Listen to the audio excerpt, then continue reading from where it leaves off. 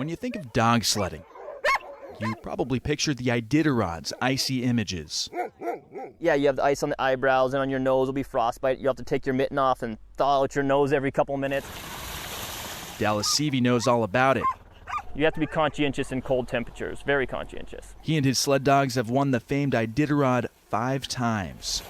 In 2012, I became the youngest person to win the IDITAROD. But to compete at that level, Dallas and his dogs have to train year-round. Working to develop those dogs, developing them to their highest potential. Which means Dallas and his team have to get creative when there's no snow on the ground. We just want them to be active so that they're content. This is a very high-energy dog. They can't do nothing and be happy.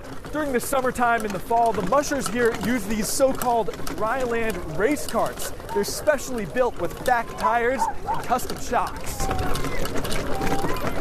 During these summer and fall months, Dallas runs Alaska sled dog tours about 2 hours north of Anchorage near the tiny town of Talkeetna. The guests that come on these tours, they are, essentially allowing us to live a life that we feel passionate about. Chad Stoddard is a fellow musher. They're good coworkers, I would say. And is a guide on the tours. Even if we don't do well on the races, we feel like we're winning every day just by being able to do this. What's it like being part of a sport that's like so intrinsically a part of Alaska? Like, this is, when people think of Alaska, sled dog racing that's one of the things. Yeah, it definitely is. Yeah, when you're out there, you're definitely, because a lot of the checkpoints out there are, old gold mining communities and camps, things like that. So you're able to kind of live you feel like you're in the, you're mushing in the past sometimes. Though the training has been catching up to the present.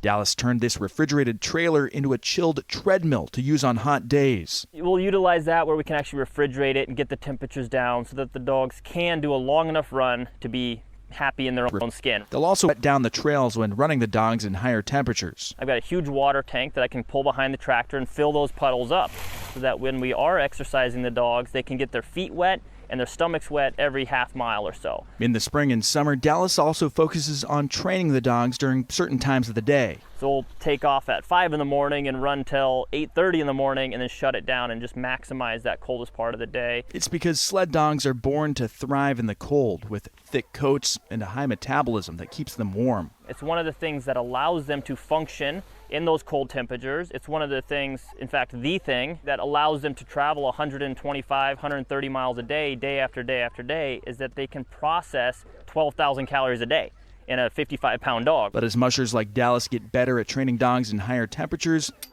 he believes the sport is poised for growth.